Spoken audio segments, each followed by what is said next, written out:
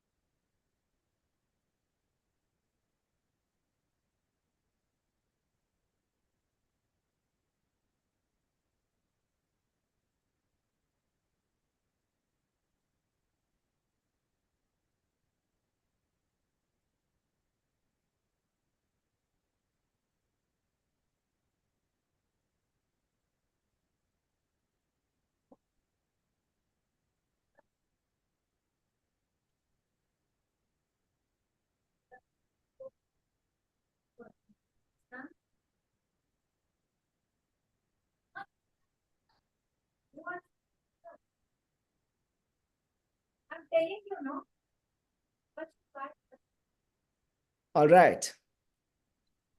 Let's begin. So let me tell you the brief context of what happened. Okay. So Sri Chaitanya Mahaprabhu is not different from Krishna. He's Krishna himself.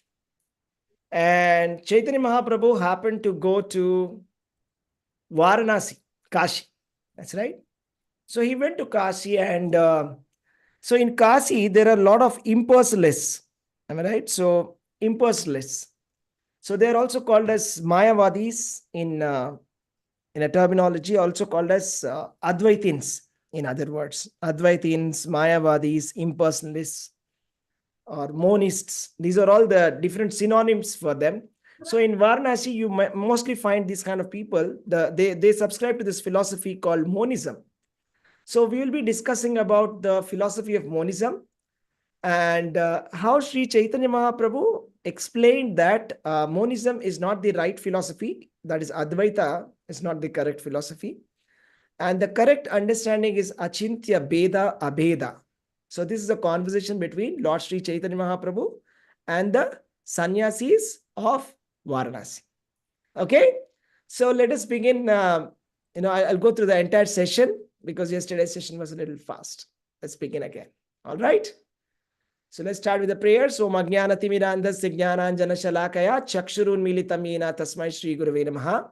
Nama Om Vishnupadaya Krishna Preshtaya Bhutale Srimate Bhakti Vedanta Swaminiti Namine. Namaste Saraswate Deve Gauravani Pracharine Nirvishesha Shunyavadi Pasyata Deshatarine. Jai Shri Krishna Chaitanya Prabhu Nityananda Shri Advaita Gadadhara Srivasadi Gaura Bhakta Vrinda. Hare Krishna, Krishna Krishna, Hare Hare. Hare Rama, Rama Rama, Hare Hare. All right. So Hare Krishna, everybody, and welcome to this session. And we are discussing about Sri Chaitanya Mahaprabhu's pastimes. So it's going to be very ecstatic. So let us begin discussing this pastimes. All right. So Sri Chaitanya Mahaprabhu defeats the Mayawadi Sannyasis of Varanasi. All right. So let's see what happened and how things unfold. So first of all, Sri Chaitanya Mahaprabhu, he went to Varanasi. And then when he went to Varanasi, he was doing the kirtan of Krishna. And when he chanted the names of Krishna, thousands of people followed him. So he had thousands and thousands and thousands and millions of followers along with him. And he was increasingly becoming popular day by day.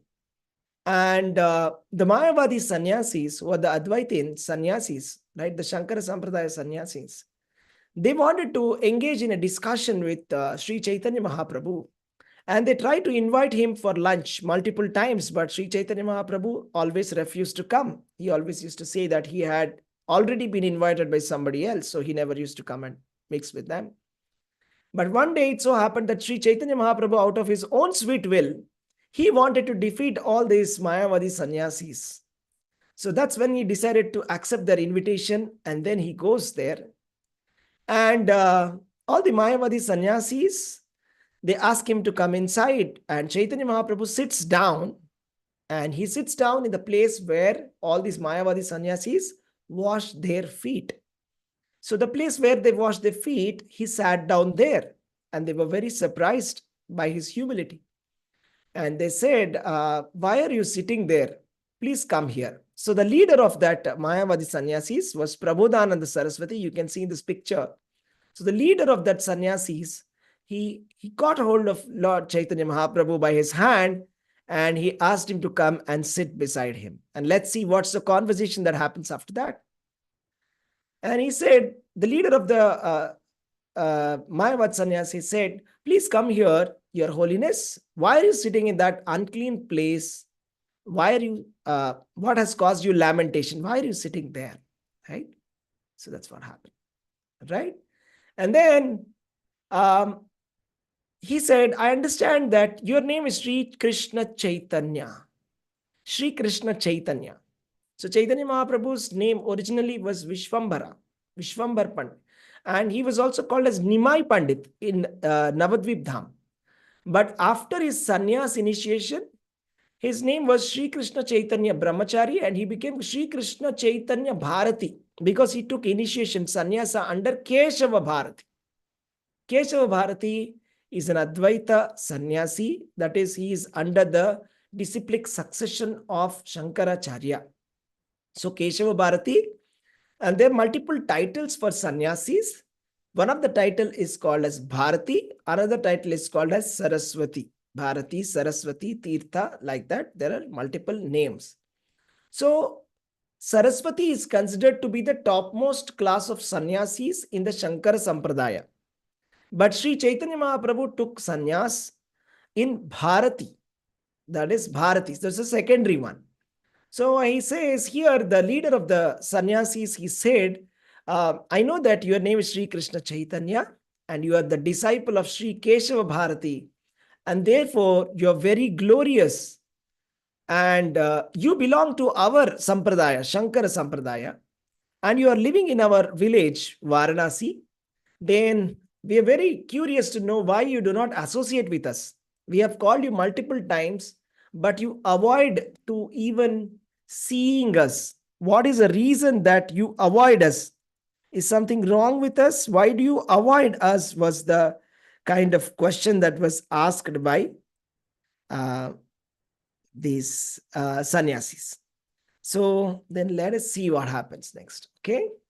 So then he says, they expressed a genuine question here, that you see that the sannyasis, they do not sing and dance. That's generally not normal, isn't it? The sannyasis and the brahmanas, they do not, just a minute. Yeah, they do not sing or dance. Okay. So they are just, always in meditation or doing some kind of yoga practice or reading some kind of literatures like Vedas, Upanishads, like that. So, but then why is it that you are singing and dancing? You see, in the company of these fanatic people, I see that, there's so many fanatic people, right? So the devotees, for somebody who doesn't know anything about the devotees, it may appear that, these people are like really completely gone. I mean, they're fanatic. Sometimes it happens that even in the US also it happened that they thought that ISKCON was actually a cult. And there were some cases also that they had put, of course, and they lost. And finally, it came out that this actually Krishna consciousness is a very genuine philosophy which is followed by millions of people in India, and it has been followed from thousands and thousands of millions of years actually. So yeah, so he says, what are these fanatics doing and why are you singing and dancing along with them, right? You see, the sannyasis, they're supposed to do meditation and study the Vedanta Sutra. The Vedanta Sutras are supposed to be the topmost Vedic literature. There are 14 kinds of Vedic literature, out of which Vedanta Sutra is the topmost literature which is given by Vyasadeva. They were aphorisms. It's not very easy to understand. The first Vedanta Sutra is Athato Brahma Jignasa. Now the inquiry for the absolute truth shall begin. So they are very, very deep, and it's not enough that you're a scholar of a Sanskrit language that you can understand this. So unless there is some acharya who interprets it and explains it, nobody can understand this Vedanta Sutra. So this Vedanta Sutra is supposed to be like the culmination of knowledge. Okay. So it's like the complete knowledge given by Vyasadeva.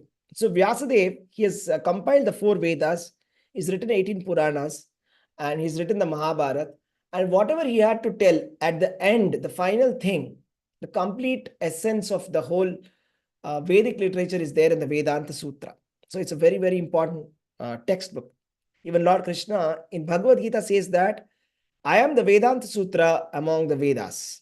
So Krishna says that. So why are you not reading the Vedanta Sutra? So the Shankara Sampradaya, they read the Bhashya written by their Acharya, that is Shankaracharya. The name of that book is called as Shariraka Bhashya. Shariraka Bhashya. That is a commentary. There are multiple Bhashyas or commentaries for Vedanta Sutra. Shariraka Bhashya. Examples of other are, for example, we have Sri Bhashya, that is written by Ramanujacharya. There is another Bhashya called Govinda Bhashya, which is written by, anybody knows? Baladeva Vidyabhushan. Baladeva Vidyabhushan. You see, like that, there are multiple scholars who have written the commentaries on this. It's not very easy to understand Vedanta Sutra, okay? So why don't you read the Sharirika Bhashya, which is written by Shankaracharya, is their question. And Lord Sri Chaitanya Mahaprabhu started to answer very humbly. He started to say that, you see, the reason why I don't want to sit beside you people is because I belong to a lower order of sannyasis. You are Prabodhananda Saraswati. I am Sri Krishna Chaitanya Bharati. Bharati means lower grade sannyasi. So I do not deserve to sit with you on the same seat. I deserve to sit here in a lower seat. So that's what he said. And the leader of the Mayawadi Sannyasis said, but you look as brilliant as you were Narayana himself.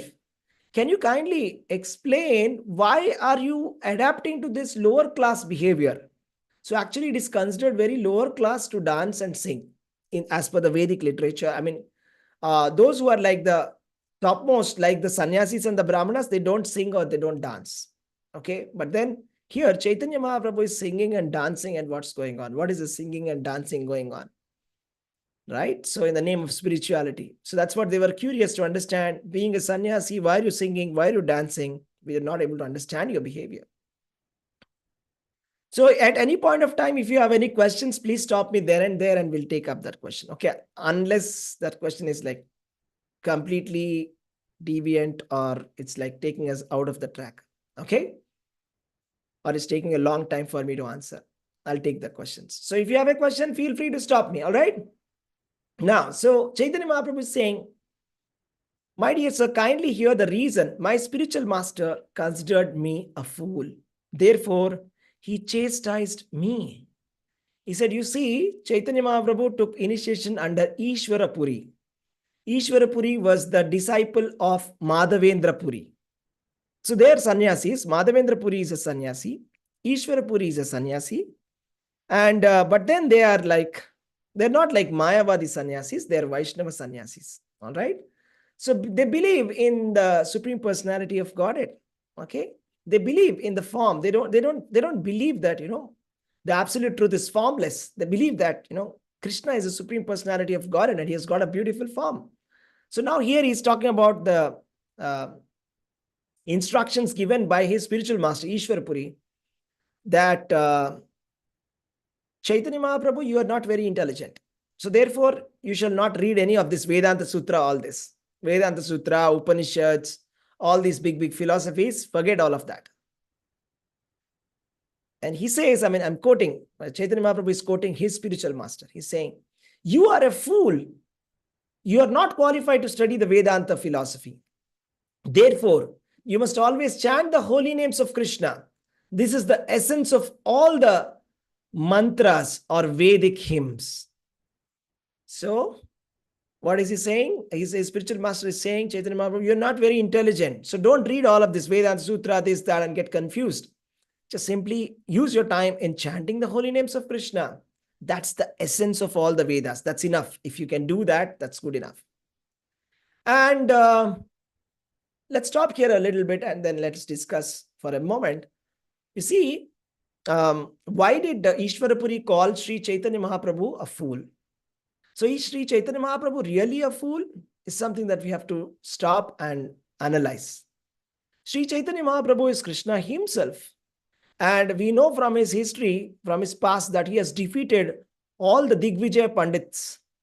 So wherever he used to go, he could defeat people in logic. He was an expert logician. He could completely turn the logic from one side to another in moments. So he was like extraordinary logician, extraordinary debater.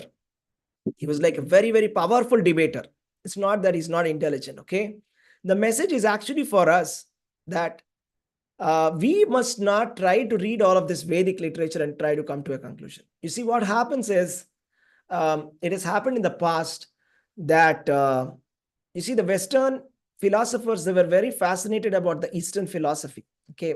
When the British came to India, the British, the Europeans, when they came to India, they were very surprised because at the outset, they saw that they were like some superstitious people who do not have any brains. That was their first impression. But when they started to read the philosophy, they thought that there cannot be any philosophy which is as profound as this. And then what happened is, like, some scholars like Max Muller started to study these Vedas, and they started to write some commentaries, and they started to write their own commentaries. But the problem with this approach is that, see, Vedas are not a scholarly text that can be interpreted by anybody with just some knowledge of Sanskrit. That's not possible.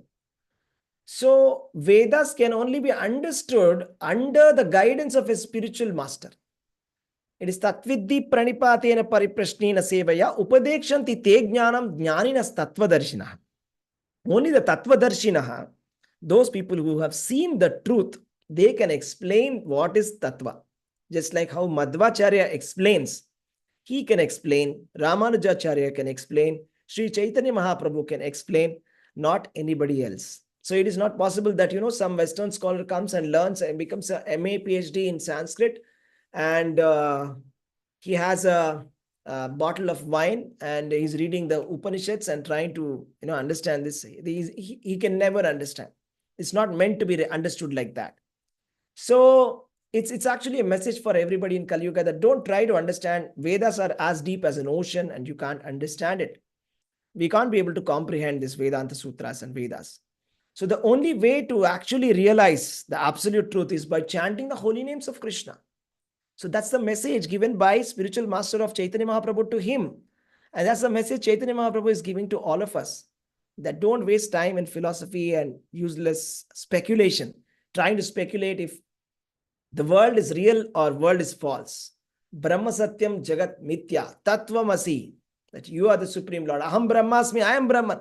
So stop all of this. Just chant the holy names of Krishna. Okay? Simply by chanting the holy names of Krishna, one can obtain freedom from material existence. Indeed, by simply chanting the Hare Krishna Mahamantra, one will be able to see the lotus feet of the Lord. So this is all the quotations given, instructions given by Ishwarapuri to Chaitanya Mahaprabhu. Chaitanya Mahaprabhu is quoting that. And it's actually instruction for all of us.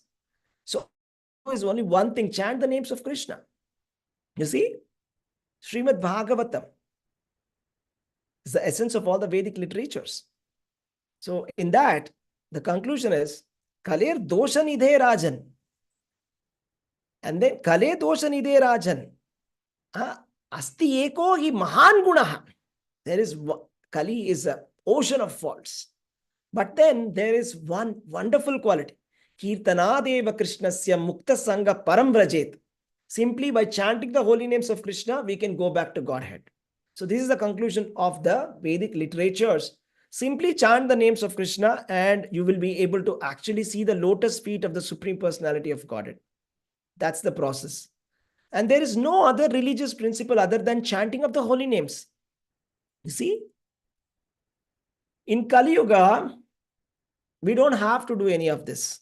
I mean, we can't be even successful also. You see, the people of Kali Yuga, they will never be able to do anything properly, right? So, for example, any kind of Vedic ritual is supposed to be done with purity. Purity of mind, purity of thoughts, purity of action, and purity of the substance, which is used for the paraphernalia, for doing the fire sacrifice. And the purity of chanting. Chanting of the Vedic hymns must be perfect. There must be no mistakes when chanting the Vedic hymns. So it is not possible to conduct all these elaborate fire sacrifices in this age of Kali. And that's the reason why we actually see the manifestation of Kali Yuga in the Hindu society today, that we understand that Hinduism is merely nothing but burning crackers and applying colors, and this is what we understand of Hinduism. So the depths of the absolute truth, the Vedas, the Vedic literature, we completely disregard it. We don't want it. We want to change it. We don't want Manusmriti. We don't want Bhagavad Gita. We say it's wrong. We reject it. And yet we call ourselves to be, Sanatana Dharma. That's the hypocrisy. So therefore, in the age of Kali, it's not possible that we understand any kind of philosophy. The only thing that we are supposed to do is chant the names of Krishna. This is the essence of all the Vedic hymns and the purport of all the scriptures. Because we cannot understand anything even if we attempt to. We get confused the more we try to understand, okay? So for the spiritual progress in this age of Kali, there is no alternative. There is no alternative. There is no alternative to the holy name, the holy name, the holy name of the Lord. So this is actually a quotation from Brihan Naradiya Purana. It says, Kali, it says that in the Harer Nama, Harer Nama. Yeah, Harer Nama, Harer Nama. Harer Namaiva Keval. Kalau Nasteva, Nasteva, Nasteva Gatiranyatha. That's right. So the only thing that is going to protect us, Harer Nama. It's said 3 times. When you say something 3 times, it means that it is being emphasized there. That's something, when you emphasize something, you say it thrice, right? Just like you say Shanti, Shanti, Shanti. Sometimes in the court, they say order, order, order. So you're saying it 3 times. That means that, this is the final verdict. This is it. There is no other alternative. Kalau nasti eva, nasti eva, nasti eva gatiranyatha. Harir Nama, Harir Nama, Harir Nameva Kevalam. Only the names of Hari, Lord Sri Krishna, is the only gati, the only possible way for us to get liberation. So and then he says, what happened? Then he's telling his personal realization that when Sri Chaitanya Mahaprabhu accepted the mantra, Hare Krishna Maha Mantra, from his spiritual master, he chanted very attentively the Hare Krishna Maha Mantra, very attentively, very seriously, with full faith.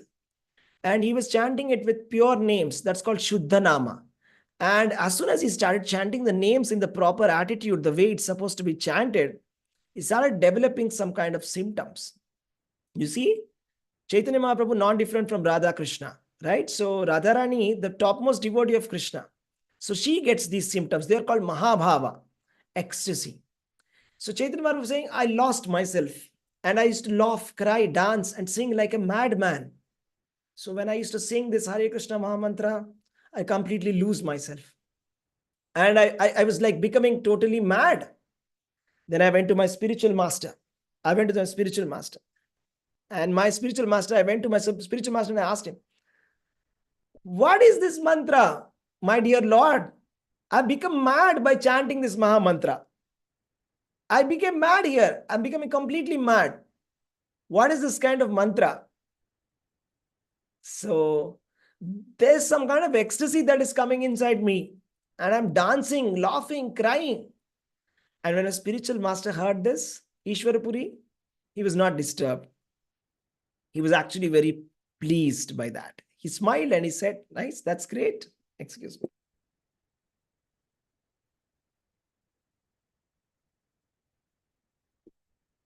He said, it is the nature of Hare Krishna Maha Mantra that anyone who chants the names of Krishna develops the loving ecstasy for Krishna. So it is said that Abhinnatvam Nama Namino. That means there's no difference between Krishna and his names. So if you say Krishna, Krishna, Krishna, Krishna is right there. So if I say water, water, water, I'm thirsty. If I say water, water, water, I'm not going to get water. I have to actually drink some water.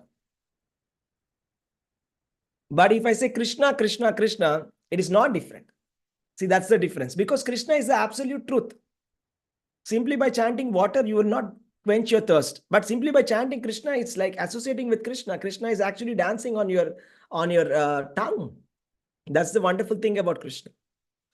So he says that, and he says, you see, the Vedic literature, the Vedas, talk about four things: dharma, artha, kama, moksha.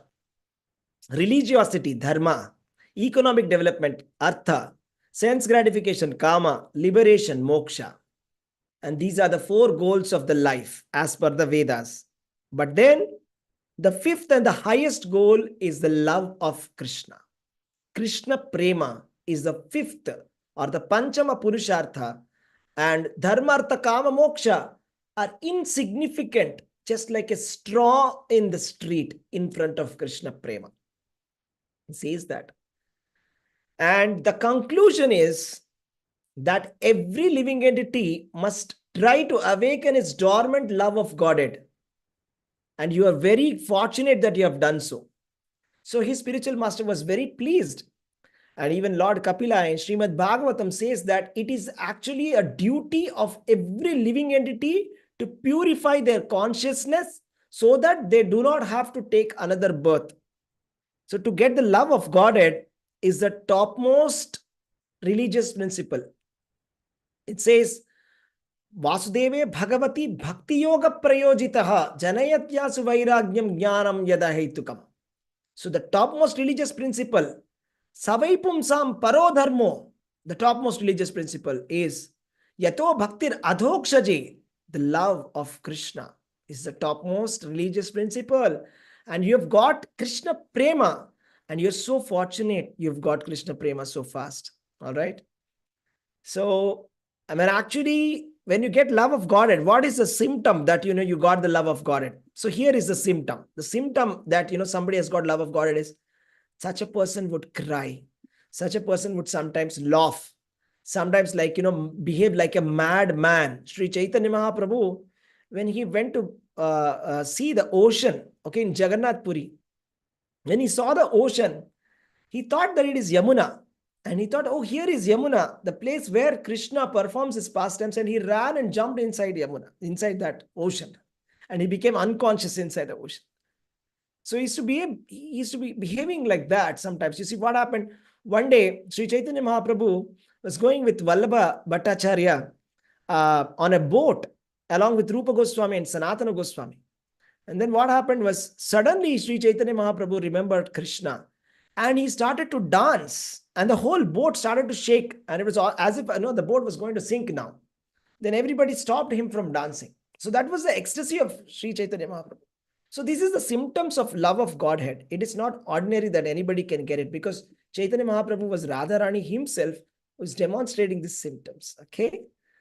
So then he's saying, when a person becomes advanced, he starts to loudly chant the holy names of Krishna and cries and laughs and like a madman, not caring for outsiders. This is a quotation from Srimad Bhagavatam. This is given by the Navayogendras to Nimi Maharaj. Nimi Maharaj asks questions to Navayogendras how to execute Bhagavata Dharma, the topmost religious principle. Then the Navayogendras mentioned that, a devotee must not care for outsiders and must dance in front of Krishna. Yes, it is actually said that we must not be dancing because it's not considered to be very high class spiritually if you dance and sing on the streets. But then this is the names of Krishna. It's spiritual. So when you do it for Krishna, when you dance in front of the deities of Krishna, it's a different process. It becomes Bhagavata Dharma. It completely purifies you. It's a different process. You see? So for example, once my friend asked me, what's the difference between you, the devotees dancing, and those people who are dancing in the bar, right?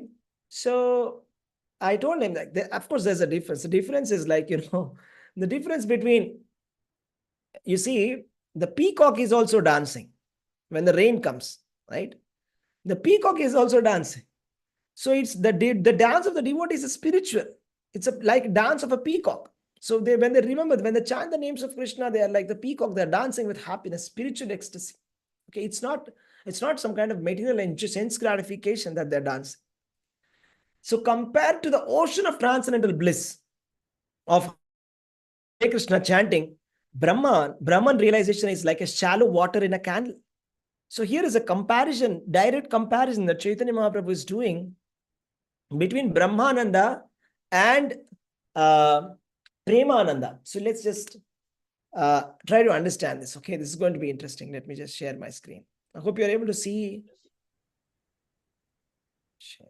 this. Yeah. Able to see this?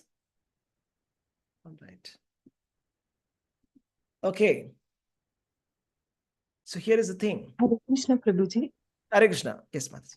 Prabhuji, I have a doubt, Prabhuji. Yeah, please. Means like, how can, yeah, I understand it's like Chaitanya Mahaprabhu is Krishna himself, like, yes, but how can he be, means like humble in front of like, see, in such a conversation, how can he be humble? Means like, it's like total conviction, means like he got, yeah, I know it's Krishna himself, but I'm just asking Prabhuji, means Yes. like totally convinced of what are like with association with like devotees, like he can be able to such a humbleness and face such Mayavadis also. Means like it's Krishna himself, but I'm just asking Prabhuji, some other devotees or anybody, means like. Yeah. So humility is a divine quality, right? So we discussed in the chapter number 16, right? Humility is a divine quality. It's actually very much favorable for spiritual consciousness, okay? And the fundamental principle of Krishna consciousness is Trunadapi Sunichena Tarorapi Sahishtuna. This is from Shikshastakam, the message given by Sri Chaitanya Mahaprabhu, right? He wrote only one shloka, Shikshastakam, one instruction for us. Chant the holy names of Krishna as if you are like a straw on the street, right? Amanitvam adambitvam, right? So we should be very, very humble, humility. So he's demonstrating it. So Krishna, unless he demonstrated, we don't follow it, right? So mama vatmanu vattante manushya partha sarvashaha. Whatever Krishna does, we follow. If Krishna is not showing humility, how will we follow humility, right? So he's showing with example how to be humble, okay? So Krishna is very humble because he has got 6 opulences. One of the opulences is Vairagya. So he's ready to become the driver of Arjuna, right? He's ready to take any kind of insult for the devotees, right? He can do anything for the sake of devotees, right? So that's his humility personified. So Sri Chaitanya Mahaprabhu is showing to us, all right? Thank you for that question. Okay, All Prabhuji. right. Thank you. So, okay, now let's just see. This is, okay. What's this? Okay. This is actually a hoof print. Okay. So just imagine a calf is walking on a puddle, muddy puddle. This is a muddy puddle, and there's a little bit of rain, and it's filled here. How much water would be there inside this muddy puddle? Any guesses? Will it be 100 ml, 200 ml? All right. Now, if you compare it with ocean, so here is ocean. What is bigger, this or this? Which one is more, the ocean or the water? Ocean is more. Ocean. Yeah, that's right. So let us make a comparison. So the worldly happiness that we derive is also called as Jada Ananda. Jada Ananda. So the worldly pleasures that we get out of this material world, in comparison with Brahma Ananda, that is the pleasure derived from spiritual consciousness in the impersonal Brahman, is like a hoof print. But The same Brahmananda, in comparison with Prema Ananda, that is Krishna consciousness, is like a hoof print of a calf. So that means, forget this, forget this. This is the highest kind of pleasure. That is Krishna Prema. So the bliss derived from Krishna Prema, Krishna consciousness, is uncomparable. Billion, million times more than Brahmananda. Brahmananda is nothing in front of it. That's what he's saying. Getting it? Okay. So he says that. Then the leader of the Mayawadi Sannyasis says, all right, sir, fine. We agree. We have no problem with whatever you're saying because it's coming from the scriptures. And we agree that you're a great devotee. That's all fine. But just tell us something. We have heard that you're a great logician. You're a great philosopher yourself. You're an expert at philosophy. Why don't you discuss Vedanta Sutras? Because the thing is that, Mayawadi Sannyasis are always discussing this Vedanta Sutra, Sharirika Bhashya. What is the fault in this Vedanta Sutra? What is the fault? Why don't you discuss this Vedanta Sutras with us? And now, here is Chaitanya Mahaprabhu explaining his version. He says that, the Vedanta, the real Vedanta, which is given by the Supreme Lord Narayana in the form of Vyasadeva, is not what you guys are speaking. What you people are discussing is not really Vedanta. It's completely distorted version of it. Vyasadeva has given a direct explanation of Vedanta Sutras, saying that Anandamayo Bhyasat, the Vedanta Sutra says Anandamayo Bhyasat. That means that the Brahman has got 5 characteristics. That is, one is called as Annamaya Kosha, Pranamaya Kosha, Jnanamaya Kosha, Vijnanamaya Kosha, Manomaya Kosha, and Anandamaya Kosha. So Brahman is Anandamayo Bhyasat. Brahman is Ananda, Supreme Personality of God, Krishna, is all blissful. But then your philosophy has made distorted meanings towards it. All right? There is no possibility that there is a mistake in Vedanta Sutras.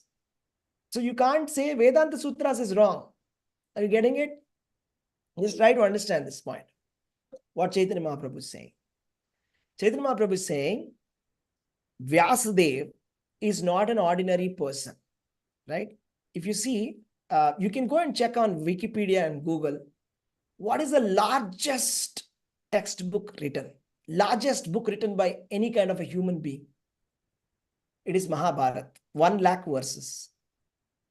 And the second largest is Ramayana, 24,000 verses. And the next one is very, very small. In the world history, I'm saying, ever. There has never been a person or a scholar like Vyasadeva. And Mahabharata is not just the only work written by Vyasadeva. He's written 18 Puranas. He has compiled the 4 Vedas. He's written Brahmanas, Upanishads, so many. It's unbelievable what he has done. He's not an ordinary human being at all. There is no comparison for Vyasadeva. Vyasadeva is the Supreme Personality of Godhead himself. Narayana has come in the form of Vyasadeva and written all of this. So there is no possibility that he has got 4 defects. The 4 defects are within us. You know what? The 4 defects. We commit mistakes. That's a defect number 1. We go into illusion. That's defect number 2. We have a cheating propensity. That is defect number 3. And our senses are imperfect. That's defect number 4. These human beings, all right? So you see, when you do something, when you write an exam, how many times did you get 100 out of 100? Is it always, all the time, all subjects? Is there anybody like that who does not commit a mistake ever? It says that to err is human. Human beings make mistakes. So human beings cannot write about the absolute truth. They cannot speculate about the absolute truth. They cannot create dharma. Dharmam to sakshat bhagavat pranita. Only Krishna can write dharma. because he's perfect. Vyasadeva can write. That's why it's called Apaurusheya. It's not written by a mundane man. These Vedas are not material. So first thing is, there is no mistake in that. Second one, there is no illusion for a liberated soul. You see, we come into illusion. So sometimes we get, because of illusion, we accept something as something and something as not. What's the example for that? So for example, a couple of hundreds of years ago, we had the geocentric theory. So we accepted that, the scientific community accepted that the earth is the center of the universe. And now it's the heliocentric theory. The sun is at the center of the universe. Tomorrow, we don't know what is another theory that's going to come. It happens in every industry, right? In IT, in software, it happens that, we come up with some pattern software. We say that object-oriented programming is the best. And now we are saying microservices is the best. Next, we say artificial intelligence is the best. And then we say, no, that was not actually the best. Now the best is something else. So like this, always changing. So illusion. Third one is cheating propensity. I've recently read an article which said that there is a lot of cheating that happens in the scientific research. I'll share that article with you. So there are a lot of problems that happen in the scientific research. So I'll tell you one example. You see, the smoking companies, the cigarette companies, they had sponsored research to prove that smoking is not injurious to health. So we have scientific papers with scientific analysis coming to a conclusion that smoking is not injurious to health. So it's so simple to manipulate and cheat. And so many people have done this in the past. The maximum number of cheating is like coming from China. Okay, in the academic research, I'm saying. The second position is India. Next, third position is USA. All right. So, that happens in the scientific research. Those of you who know a little bit about publishing a paper, you might be knowing. So, when you publish a paper, they just try to manipulate the results, and who is going to come and check, right? So just make a claim and just say, okay, here are the results. Just make up some results and say, these are the results. Cheating. So we see this all the time. You open your Kellogg's cornflakes or anything, is open a market product. They'll say that, as per the scientific research, those people who have used this product have experienced this kind of a gain, they will say, as per this particular research. And that research would have been done by them itself. And they will be manipulating the whole thing and they'll just publish a paper. Finished. That's cheating. Sensory inefficiency. We can't see. If you switch off the light, you can't see anything. Right? You can't see beyond something. We can't hear something. Right? So, we can't, the dogs can hear up to 20 hertz. We have a limitation, right? I don't remember, 20 hertz to 20,000 hertz or something like that. Below that or above that, we can't hear, but the dogs can hear. Sensory inefficiency we have. Then how can we speculate about the Supreme Lord? So, but then the claim of the Mayavadis is that Vyasadeva has committed a mistake. That is their claim. So that's why Chaitanya Mahaprabhu is saying, it's not possible that you can say that Vyasadeva can do a mistake. Vyasadeva does not do any mistakes. There's no mistake. But the problem is Sripad Shankaracharya has described all the Vedic literatures in terms of indirect meanings. And those who hear those explanations are ruined. This is not my version. This is told by Sri Chaitanya Mahaprabhu himself. Why is that so? How is it possible? The thing is, Shankaracharya is explaining from Brahmavada. There are three aspects of the absolute truth. Vadanti tat tattvavidas tattvam yajnanam advayam brahmeti paramatmeti bhagavaniti shabdyati. Let me explain what that means. Let's just see that. So the first thing is the three ways of understanding the supreme absolute truth. 1, 2, 3. The first one is brahmeti paramatmeti brahman. Second one is Paramatma feature. The third one is Bhagavan. This is the three ways in which you can understand the absolute truth. So Sri Shankaracharya has emphasized on Brahman excessively, so much so that he rejected the concepts of rest of everything, and he just focused on jnana. He said more important than bhakti is jnana. Jnana is more important. Taking the sannyas ashrama or just becoming a sannyasi is the topmost religious principle. Sarva dharman parityajya mamekam sharanam vraja aham tvam sarva papebhyo mokshayishyami masucha. Krishna says in 18.66, to which Shankaracharya gives in the commentary that, you know what, Arjuna is not fit for taking this knowledge. Arjuna was not fit for taking this knowledge, but still Krishna just gave him as a token, that's it. But actually he doesn't want to give him. So this is called indirect meaning of taking indirect meaning of the direct things. When Krishna is saying directly that I am giving you this knowledge, he's telling to Arjuna that, I'm giving you this knowledge because I think you are qualified.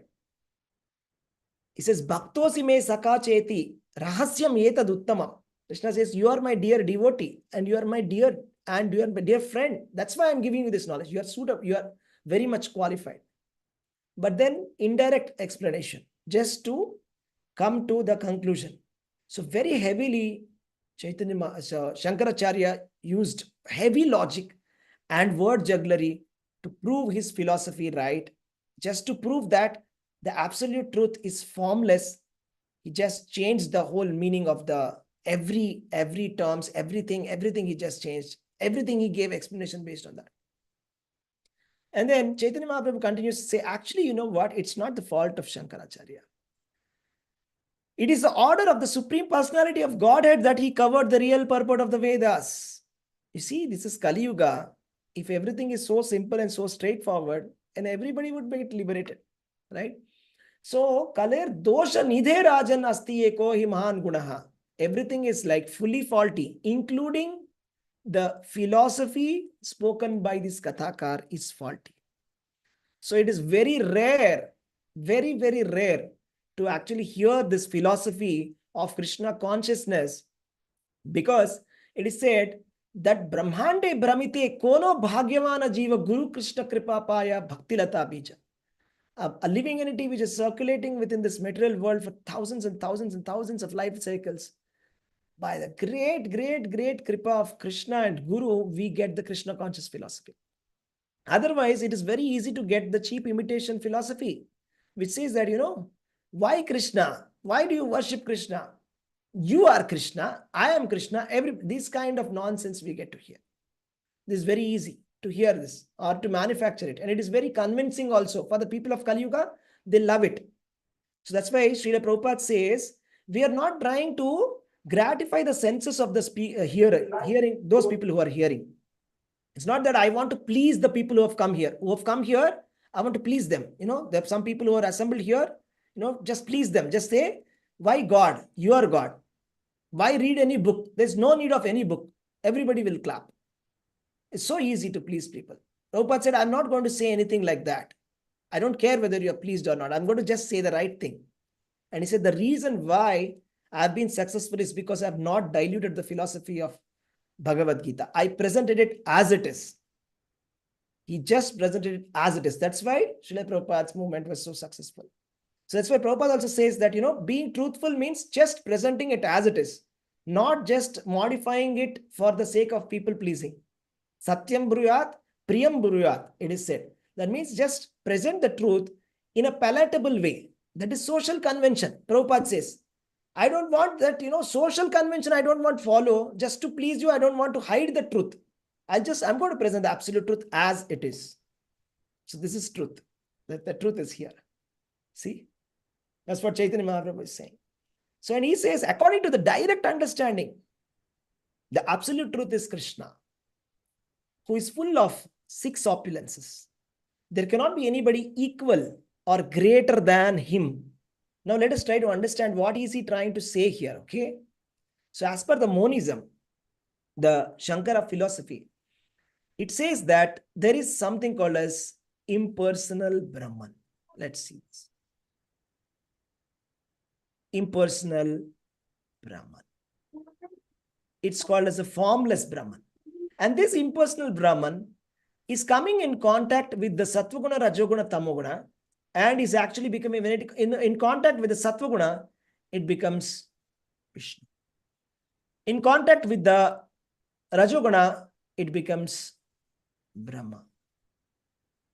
In contact with the Tamoguna, it becomes Shiva. So their philosophy is that the ultimate truth is actually this impersonal Brahman. And this is only it's actually a transformation. So this impersonal Brahman has transformed into this Vishnu, Brahma and Shiva and the material world, material universe. So right now you can't get here. So you have to go back here. So that's their philosophy. But actually, Krishna conscious philosophy is based on Bhagavad Gita. Krishna says, Brahmano hi pratishtaham. Krishna says in 14th chapter that the impersonal Brahman is situated upon me. The impersonal Amritasya Avyayasya cha, 14th chapter. Krishna is saying that the impersonal Brahman is situated upon me. But again, for that, they'll have another indirect explanation. Out of some Sanskrit jugglery will be done. It's a direct thing. Krishna is saying there is nothing superior to me. Matta parataram na anyat kinchidasti dhananjaya. Very clear statement. There is no truth which is superior to me. Krishna is saying in Bhagavad Gita, but they say, no, there is impersonal Brahman superior to him. This is called the rejection. That's how they reject Krishna's instructions indirectly. You see? So they ultimately conclude that, the supreme truth is formless. So now let us hear what Chaitanya Mahaprabhu is saying. He says that there cannot be anybody equal to or greater than him. Matta parataram nanyat kinchidasti dhananjaya. Right? Asamordhva. Krishna there is nobody equal to him or greater than him. And then, according to Mayawadi philosophy, Krishna's body is material.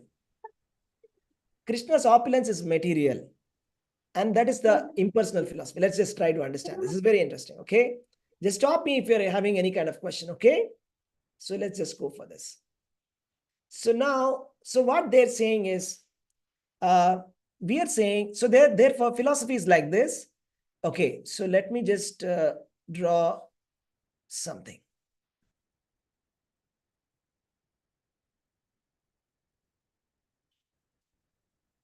Okay, I'm not very good at drawing. So this is me, all right? So this is called form. Okay, and this form has got a name. So let's give it a name, something, okay? John. So here is a form and here is a name. So the philosophy is all the forms are temporary. All the names are temporary. There is no reality in forms and names. That's their philosophy. That's true. But what we have to understand is Krishna's form and Krishna's name is transcendental. Right? So that is the key thing that they miss out. So what is transcendental? Janma karma cha me divyam evam yoveti tatvatah. Sat Chit Ananda. Krishna is not a temporary creation. For example, there can be John, blah, blah, blah, so many, born in 2024. His grandfather, 1924. Okay. It's like 100 BC. Hundreds and thousands of forms and names, they're all gone. But Krishna's name, Krishna's form are always present. Goloka eva nivasati akhilatma bhutto. He's always present. He's adyam purana purusham navayavvanam cha. He's always present. Satchit Ananda Vigraha. Krishna is not a name which is given by somebody or manufactured in some language. Krishna's drawing is not made by a person, like how Mona Lisa was drawn by Leonardo da Vinci. It's not a creation of a material mind. It is his original form. It is always there. It is transcendental. But then the Mayavadis, they say Krishna's name is material. Krishna's form is material. It is not completely spiritual. So that is their accusation. So for this, Chaitanya Mahaprabhu is heavily criticizing and condemning that, saying that absolutely wrong. Everything about Krishna is spiritual, including his body, opulence, and paraphernalia. And but then he says that, his body, his name, his fame, everything is spiritual. But then Mayawadi philosophers, due to ignorance, say that they are merely transformation of the material modes of nature. They are saying that it has come from Sattva Guna. That means it has come from the Trigunas. Krishna's name is come from Trigunas. Krishna's form is coming from Trigunas. Like this, they are saying that Vishnu, Brahma, Shiva, like that. It is saying Saguna Brahman. They are saying this is Nirguna Brahman, this is Saguna Brahman, and this is Nirguna is better than Saguna. So impersonal is better, is what they are trying to say. You see? That's what they're saying. And what is Chaitanya Mahaprabhu saying? Chaitanya Mahaprabhu is saying, absolutely wrong. Absolutely wrong. Krishna is 100% spiritual. Krishna is Nirguna. In Bhagavad Gita, Krishna is saying Nirguna. Nirguna doesn't mean that no quality. Krishna is Bhaktavatsala. He has obviously he's a reservoir of qualities. We get good qualities from Krishna. We get a small spark of good qualities. He is a reservoir of good qualities. Is Krishna not having good qualities? Is not Rama not having good qualities? So they're trying to say that the absolute truth has no quality. That's why Srila Prabhupada's, his name is Namo Vishnupadaya Krishna Prasthaya Bhutale Srimate Bhakti Vedanta Swaminiti Namane Namaste Saraswati Deve Gauravani Pracharine Nirvishesha Shunyavadi Paschatya Deshatarine. This is called Nirvishesha Vada. So their philosophy is Nirvishesha. They're saying the spiritual truth is not having any variety. Let's see that. There's no variety in the spiritual world. So they're saying this is the spiritual world. There is just nothing. It's just blank. Okay, it's just like blank, nothing. It's just nothing. But the Krishna conscious philosophy is saying the spiritual world is full of everything. Everything is there. Whatever is there in the material world, that is there in the spiritual world. It is full of variety. Variety is actually the enjoyment of life. And if the material world is full of variety, the spiritual world is full of more variety. Everything is that. Spiritual world description is given in the Srimad Bhagavatam. Right? So we see, there is an inverted banyan tree. The Golok Vrindavan is a spiritual world. Material world is 365 degrees, 180 degrees downwards. So whatever we have here, we have friends here, we have family here, we have some kind of happiness that we are getting here. So this is actually a reflection. It's a perverted reflection. The real world is Golok Vrindavan. The real thing is that. That's where everything is for real. Everything, whatever we have here is there. But here, everything is a perverted reflection. So for example, we have relationship between men and women here. They say, I love you too. But that's a perverted reflection of the love that we have for Krishna, which is the original love. Because it is perverted, it doesn't give us happiness. It only gives us temporary happiness and ultimately results in sadness. So Nirvishesha Shunyavadi. Shunyavadi is Buddhist. That is, they say that there is no God. There is Shunya. Everything is Shunya. Enter into Shunya. So the Mayavadis, they are like covered Buddhists. They just don't completely go towards Buddhism, but they just say, yeah, we believe in God. Yeah, there is God. I'll tell you, they say their philosophy is like this. The Buddhists, let's just see this. Okay, the Buddhists, they say, no God. Okay? No Veda, nothing.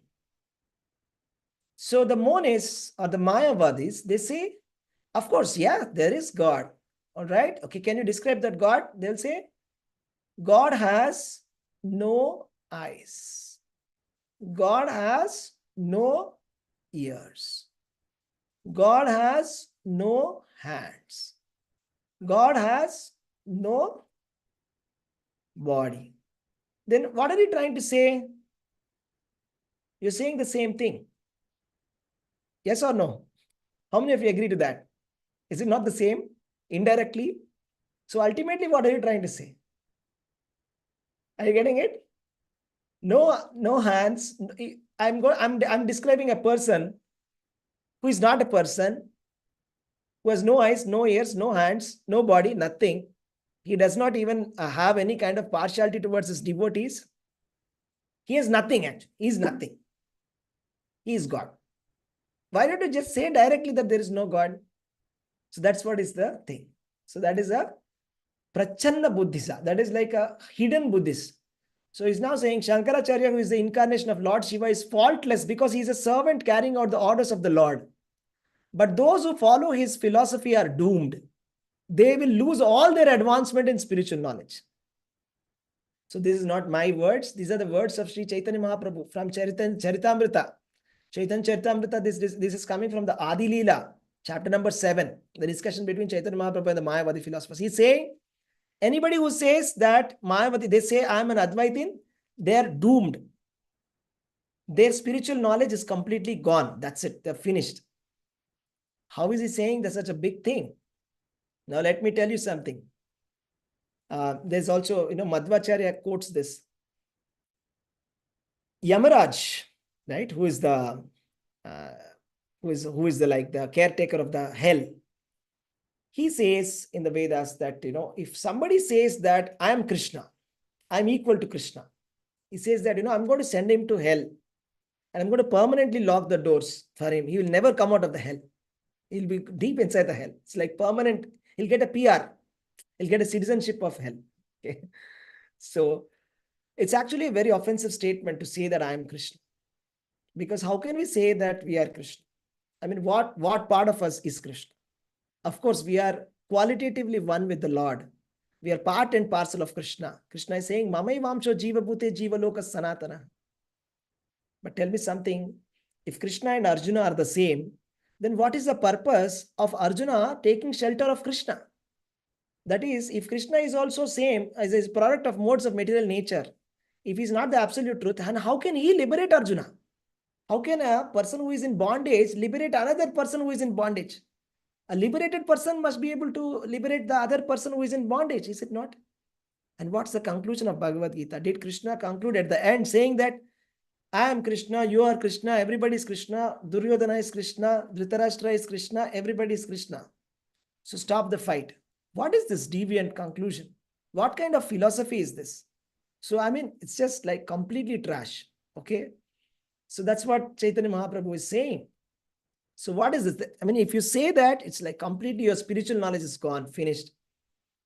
And anybody who considers that the transcendental body of Lord Vishnu to be made up of material nature is the greatest offender at the lotus feet of the Lord. There is no greater blasphemy against the Supreme Personality of Godhead. Lord Vishnu is Satchit Ananda Vigraha. Satchit Ananda is completely beyond the three modes of material nature. Right? And Krishna is saying in Bhagavad Gita that I am completely beyond the three modes of material nature. I am not in them, but they are under my control. Krishna is saying. So anybody who says this kind of philosophy, just trying to say, you see, philosophically we agree with Shankaracharya, but Lord Vishnu is actually a product of material nature. They are an offender.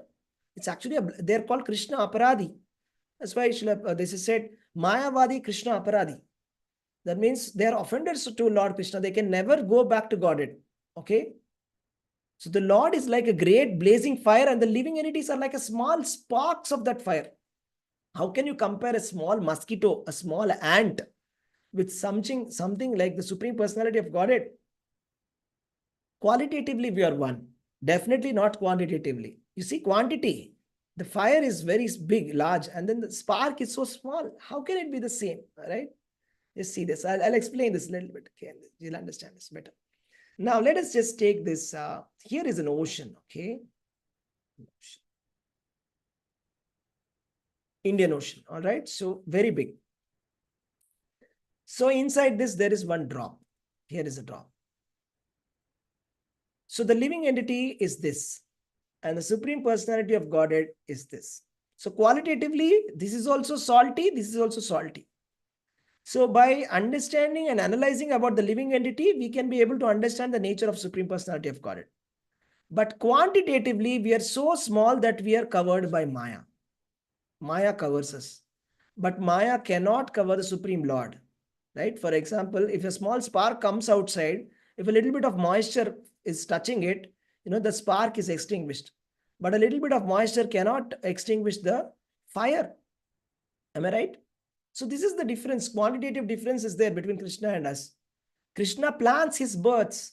Krishna says to Arjuna that, every lifetime, every birth, I remember, you forget. We don't plan our parents. We don't plan anything, right? Do you plan where you should be born, what you should be doing? We don't have a mission of life. He has got a mission. Paritranaya da sadhunam vinashaya cha dushkritam dharma samsthapanarthaya sambhavam yuge yuge. The unborn Supreme Personality of Godhead takes birth for the sake of a mission. We don't have any kind of a mission that we are born here. It's not that, I have got a mission that I want to be born in this Hyderabad and do something here. That's not a mission. We don't remember it. We don't remember what's our previous life also. We're completely lost in Maya. All the time, every 24/7, Krishna's energy is smashing us in three modes of material nature. That's what Prahlad Maharaj says. My dear Lord, your Maya is so strong that you are crushing us with your Maya like powder, churnam. This is our position. How can we say that, we are, this is crazy. Okay. And then he says, there are three energies of Krishna explained in Bhagavad Gita and Vishnu Purana and the Vedic literature. Apareyam itastvanye prakritim vidhi me param jiva bhutam mahabaho yayedam dharyate jagat. Bhagavad Gita, Krishna says in 7th chapter, he first explains about the material energy. Bhumirapo nalo vayu kammano buddhi revacha ahamkara iti yame bhinna prakriti rashtada. All the 5 material elements are external energy of Krishna. The living entities are superior energy of Krishna. However, they are still energy of Krishna. Energy is different from energetic. The energy, the electrical energy is here, right there inside your house. But this electrical energy and the original source of this electric energy from which it is being produced is different. The source is much stronger than this little bit of electrical energy, right? So that's the reason why we fall into Maya. Krishna does not. So he's saying, how are you just concluding in Mayawadi philosophy that Krishna is equal to living entity? Advaita means absolutely same. Absolutely same. There's absolutely no difference. So that's why Madhvacharya came up with something called Dvaita. He said absolutely different. He said absolutely different. There is no commonality at all. There are no two things which are equal. What are the two things which are equal? Left hand and right hand, are they equal? This is left, this is right. They're in different direction. Index finger and forefinger, are they equal? They're not. Two twins, are they equal? They're different. One person may die early. Two cells, are they equal? They're not. First, one of them would have come first. What is same? What is same? There's nothing which is same. How are you comparing Krishna with the Supreme Lord with the living entity, and how are we accepting it? This is Kali Yuga. Okay, this is all the will of Krishna that this philosophy has come and we have accepted it. Okay, so here he's saying the third energy is full of ignorance, is the three energies. Okay, spiritual energy, material energy, and Tatastha Shakti, Jiva Shakti. And we are in Maya right now. Okay, and Chaitanya Mahaprabhu is saying the Mayawadi philosophy is so degraded. He's telling to the Mayawadi Sannyasis, head on, he's just talking directly to them. Prabodhananda Saraswati in Varanasi, to all the Mayawadi Sannyasis, he's saying it's so degraded, this philosophy. It says that the insignificant living entity is equal to the supreme truth, the absolute truth. So they say that. I mean, it's completely a degraded philosophy. Just don't talk about it. So actually, this happens. There's a verse in Padma Purana. There's a discussion between Lord Shiva and Parvati. And Parvati Devi asks, can you tell me about heretic religion? Then Lord Shiva starts to say, what is the meaning of heretics? Heretics are those people who considered Lord Vishnu to be equal to Lord Brahma and Lord Shiva. They are called heretics. Heretic means a foolish person, fool. Actually, foolish people consider like that Lord Vishnu is equal to Lord Brahma or Lord Shiva. And he said they are heretics. And then their philosophy is called Mayavadam Asat Shastram. This is a philosophy which I have given. He is telling to Parvati Devi, I have made this philosophy. I manufactured this philosophy. Asat Shastram. I have declared in the world, I convinced everybody that living entity is equal to Krishna. Then Parvati Devi asked, how did you do it? I can't believe it. Why did you do it? Then he said, I had to do it. I had no choice. I had to do it because Lord Vishnu had instructed me to do it. In Kali Yuga, he asked me to confuse the living entities and give them a deluded philosophy to tell them that living entity is equal to Krishna. And people have actually accepted it. And there's so many thousands of scholars who actually still are under that delusion. They actually think that they are Krishna. There's some people who actually pray, worship themselves. So just like, for example, our Guru Maharaj, he was telling a joke that he met one Mayawadi sannyasi and he asked him, how can you say that you are Krishna? He said, yes, I am Krishna. Then he said, but then you're getting sick. You're becoming old. What is this? He said, this is my Leela. So going to the hospital, getting sick, right? Going to the doctor is the Leela. So come on, what is going on, right? So this is the thing. And now Chaitanya Mahaprabhu is saying, in Vedanta Sutra, Vyasadeva has explained everything as transformation. Okay, has described that everything is but a transformation of the energy of the Lord. But Shankaracharya has changed. He said that no, Vyasadeva is wrong. So Shankaracharya commented and said that Vyasadeva has committed a mistake. And then Chaitanya Mahaprabhu is saying this is like a unbelievable. How can somebody say Vyasadeva has come? It's like, I'm writing a textbook. I take a textbook and I'm writing a commentary on the textbook. And then I write in the commentary that, the author is wrong. I'm writing a text. The textbook author, Vyasadeva, Vedanta Sutra, is the pramana for the entire thing. And then I'm writing a commentary and I say, you are wrong. What is that? So Chaitanya Mahaprabhu is saying, how can anybody accept this? That Vyasadeva was mistaken. How is he? He does not have the 4 defects like us. How can we say Vyasadeva has committed a mistake? Is Supreme Lord Narayana. Anandamayo Bhyasat. According to Shankaracharya, the theory of transformation of energy, one creates illusion by indirectly accepting that absolute truth is transformed. So he made some kind of he uses the mundane logic with the absolute truth. That's the problem. So he uses word jugglery, heavy Sanskrit usage and use of logic, mundane logic for the Supreme Lord. The Supreme Lord is beyond logic. Right? You can't understand by logic. You can't understand Krishna by logic. Supreme Lord is full of opulence in all respects. Therefore, his energies have transformed the material cosmic manifestation. Let us see this. Okay, I'll explain this. So it's called Parinamavada versus Vivartavada. Very interesting. Okay, very interesting. Very interesting philosophy. Let's see this. Okay, here is what's this? What's this? Flower. Now, okay, what's this? Fruit. Flower has completely changed into a fruit.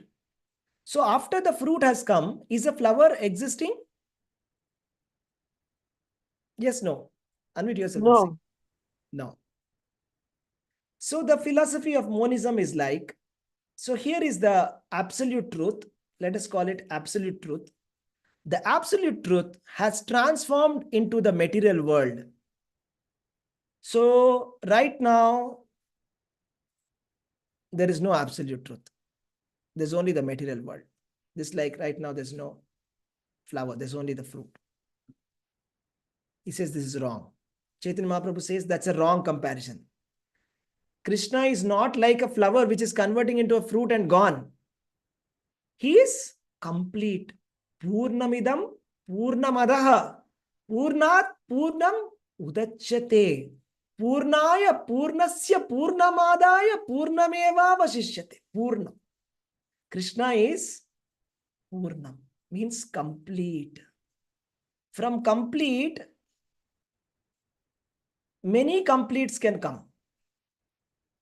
Okay, this is complete 1, complete 2, complete 3, complete 4. But even after complete 100 have come, the complete is still complete. How many of you understood this completely? That's true. Getting it? Making sense? He's complete, he's Purnam. You see, I'll tell you an example. You'll understand better. Okay. Let's take a tree. Here is a tree. Okay. And the tree has got 100 fruits. So now tell me, has the tree become something small now? Because of these 100 fruits coming out?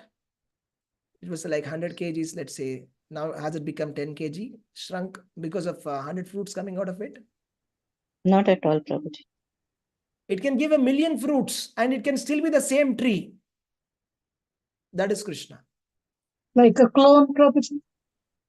Yeah, not exactly a clone. It's like some kind of a side effect. So you see, millions of universes are coming out of Mahavishnu, right? So we have Mahavishnu. We know that, what is happening? All the universes, where are they coming from?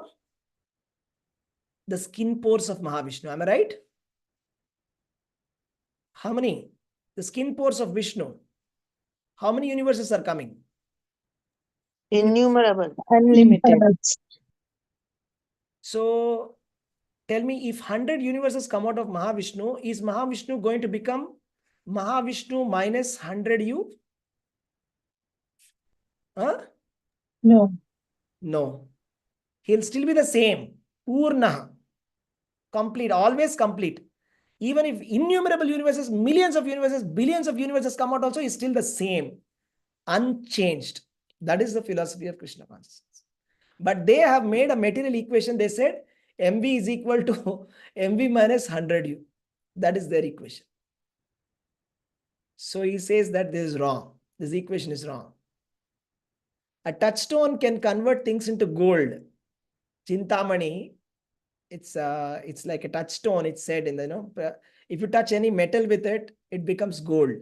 Just because you touch some metal, it doesn't become small now. It's still the same. If a material thing can have such qualities, why not Krishna? If there is such an inconceivable potential in a material object, why we should not believe that Supreme Lord is inconceivably fully potent? Why we should say that Krishna is not so energetic? Why are you saying that? Krishna is now transformed, is no longer there. Why is not there? Is there Goloka eva nivasati akhilatma bhuto. He is there in every atom. He is Vishnu. He is all pervading. He is still there in Goloka, eternally performing Nitya Leela with Radharani. Why not? And then the next objection is like, okay, something interesting. The Mayawadi Sannyasis or Mayavadis, the Advaitins, they stress about this. They say that, ultimately it all boils down to 4 Mahavakyas. See, there is 4 Mahavakyas. It's like Tattvamasi, Aham Brahmasmi. Okay. Like that. There are 2 more. 1, 2, 3, 4. So they say, they keep saying this.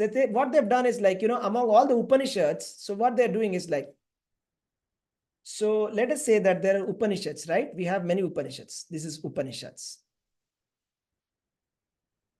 So there are, let's say there are 108 Upanishads, out of which there are 11 are called principal Upanishads, 11 principal Upanishads. So out of that principal Upanishads, they have taken 4 statements, statement 1, 2, 3, and 4. And they say now, because these 4 statements are Mahavakyas, and all of these 4 statements are indicating that the Supreme Lord is impersonal. Therefore, we conclude that Supreme Lord is impersonal. Now, what is the answer that Sri Chaitanya Mahaprabhu is going to give for this? Okay, what is the answer that Chaitanya Mahaprabhu is going to give this for this? So they are saying, it's just like, how many of you have seen this, that the newspaper, they're very smart in editing. You see, the politician, they would have given a big interview. They'll pick up one bit. Do you know what I'm saying? They'll pick up one controversial bit and they'll put it in the headlines. Just pick up some bit from here, bit from here, bit from here, combine the bits and make a narrative. That's not how you understand the absolute truth. So let's see how Chaitanya Mahaprabhu counters this. So therefore he says, you see, these 4 Mahavakyas are only a partial explanation of the knowledge. The real summary of the Vedas is Omkara. The real Mahavakya is not Tattvamasi, not Aham Brahmasmi or anything like that. It is Pranava Sarva Vedeshu, Om. Omkara is the representative of Vedic literature, and it is unauthorizedly, you are actually simply out of whimsically, you are saying that this is Mahavakya and this is the conclusion. Wrong. And the Vedic Upanishads, they're saying Apanipado Javano Grahita. That means the Supreme Lord does not have hands, but he is accepting. He does not have legs, but he is moving. Krishna is saying, Patram Pushpam Phalam Toyam Yome Bhaktya Prayachati Tadaham Bhaktya Upagrutam Ashnami Prayatatmanaha. If you offer with love, Krishna accepts. Krishna doesn't have material hands, transcendental hands. He accepts. If you give it with love, he will accept. That means his hands are not material. His legs are not material. He is completely spiritual. He is Sachidananda. Does not mean that he is not there. So just by taking some bits of the Vedas here and there, cutting, editing, and just putting things together and saying this is the narrative doesn't work. That's not how you understand the absolute truth. That's the reason why Krishna, in the beginning, Chaitanya Mahaprabhu said, stop all this. Stop this jugglery of words. Just chant the names of Krishna. The people of Kali Yuga are not very intelligent to understand all of this. Pranava is the main thing. All the Vedic literatures, it is Krishna who is to be understood. Veda is just survived. Ahameva Vedyo. Bhagavad Gita, Krishna is saying. But the followers of Shankaracharya have covered the real meaning with indirect explanations. For everything, they will have an explanation, which will say indirect meaning. If Krishna says that Name Bhakta Pranashati, further they will make another definition. When Krishna says that my devotee will never perish, they will say devotee here, bhakti means doesn't mean bhakti. Bhakti means jnani. Like that, they will go on speculating. For everything, they will make some explanation, indirect explanation. The direct, straightforward word, they won't accept. And he's saying the self-evident Vedic literatures are the evidence of all. But if you interpret it, then the evidence is lost. Vedas are not meant for interpretation. When Krishna says that, Aham sarvasya prabhavo mattas sarvam pravartate iti matva bhajanti ma buddha bhava samanvita. When he says that I am the absolute truth, that's it. It is absolute truth. There is no question, debate, interpretation, explanation, nothing. Self-evident means Shabda Pramana. It itself is a Pramana. You don't need another Pramana. You don't need a logical Pramana for understanding Vedas. Logic is not an evidence for the Vedas. Veda itself is a Pramana. Shabda Pramana. Shabda Pramana means final. It is in the Veda it is given, that's it. It is said that the cow dung is pure. Generally, the dung is considered to be impure. If you see, nobody takes the dog of the stool of the dog and worships, right? It's considered impure. But the stool of the cow, the Vedas said it is pure, we accept it. That's it. That's called Shabda Praman, no debate, finished. Now, what these people are trying to do is they're trying to counter Shabda Pramana with logic. That is not accepted. If you do that, it is gone. The evidence is lost. And they don't take the direct meaning and they use their imaginative power to change it, distort, completely confuse people. And then, finally, the Prabodhananda Saraswati accepted. Your Holiness, kindly know that we actually have no quarrel with your refutation. You have given a clear-cut understanding. Whatever you have given for the first time, we have heard something as pure as this. And we 100% accept it. We all know that the word jugglery springs from the imagination of Shankaracharya. But because we are under his sect, we accept it. Although it does not satisfy us. You see, in the Srimad Bhagavatam, it is said, as long as you do not accept Krishna consciousness, as long as you do not accept the supremacy of Krishna, you can never be happy. Bhoktaram yajnatapasam sarvaloka maheshwaram suhridam sarvabhutanam jnatva mam shanti mruchati. Unless we accept that Krishna is the sarvaloka maheshwaram and we accept that he's our dearmost friend, we can never be peaceful, never be happy. That's why Vyasadeva, who wrote so many Vedic literature, was very unhappy, depressed. Right? He was very depressed, right? So that's when Narada came and asked, what happened? Why are you unhappy? Then he said, I don't know why I'm feeling very depressed. Then Narada said, you did a mistake by confusing and writing so many different kinds of conclusions. Why don't you just write about the original final conclusion about Krishna in Bhagavatam? Then you will become happy. Then Vyasadeva wrote this final conclusion of Bhagavatam, Krishna consciousness. And then he became very peaceful and very happy. So therefore, these sannyasis are saying, we were never happy with this kind of conclusions. They're trying to say that God is not God, trying to say God is material, trying to accuse God with so many things. We were never happy with this, but we had to accept it. But that's fine. Now, let us see how well you describe the sutras. You describe now. We want to hear from you. We want to hear from you. What is your explanation of the Vedanta Sutras? You said it is wrong, that's fine, but what is the reality? Tell us. I want to hear. Now, Chaitanya Mahaprabhu is revealing the knowledge. Saying Brahman, the meaning of Brahman means great. The great. The greatest thing is called Brahman. Brahman is greater than the greatest, is the supreme personality of Godhead, full of 6 opulences. He is the reservoir of ultimate truth and absolute knowledge. Chaitanya Mahaprabhu said, in Upanishads, wherever there is a reference for word Brahman, replace it with the word Krishna. Because it is indirectly referencing Krishna. It is Krishna. Parabrahman is Krishna. Okay? So he said that, and then he said, Brahman is the greatest, is full of, what is Brahman? You want to understand, right? What is Brahman? So far you thought that it is vacuum, some light. Let me tell you what is Brahman. Brahman is full of 6 opulences. Aishwaryascha samagrascha viryascha yachascha sriyaha jnana vairagyamschaiva shannam bhagam itingana. 6 opulences Krishna has. Most beautiful, most powerful, most renounced, most knowledgeable, most famous, most strong. That is Brahman. And is full of transcendental opulences, free from contamination of the material world, completely nirguna, pavitram, uttamam. That means very free from. See, simple. Let's try to understand. Let's try to understand this. Okay. Okay.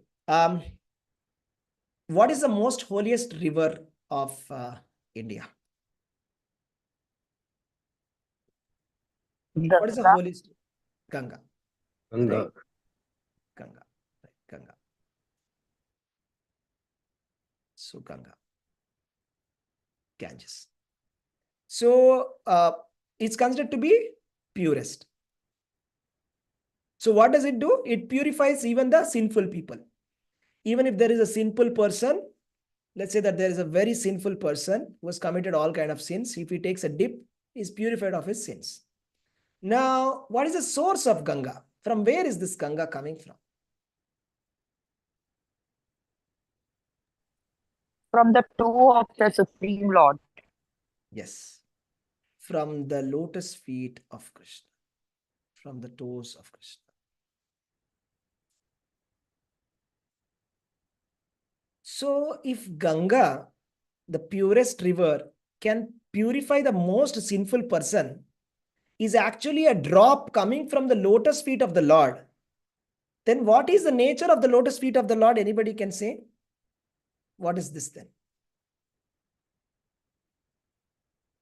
It's a source of purity, right? Oh, what am I doing? I'm sorry, I'm sharing wrong thing.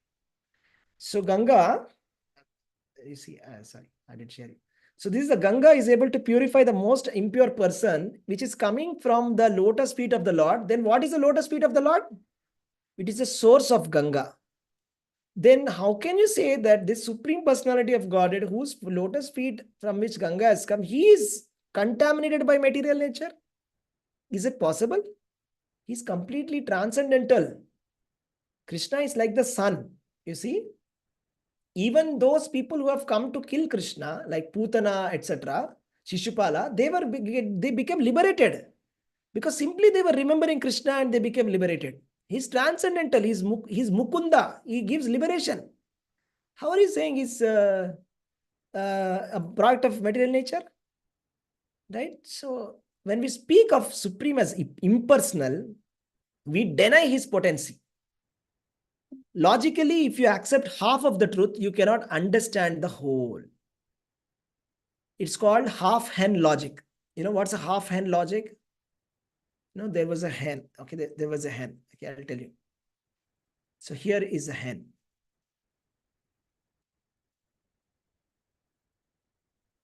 Okay, so it's giving egg from one side. So two brothers, they decided, let us cut the hen. This part is mine, this part is yours. Is this correct logic? Because this is the egg giving part. This is feeding food. You feed the food. I cut it and I take the egg part. It's called half hen logic. You can't accept impersonal. You are accepting Brahman, impersonal. Krishna is both the features, impersonal and personal both. You are accepting one part. Okay. And you're saying, yeah, Supreme Absolute Truth is impersonal. Yeah, we agree. Yeah, Supreme Absolute Truth is impersonal. Is impersonal and personal both. What about the second one? No, it's not personal. Then it's a half hen logic. You are only taking a half of the hen.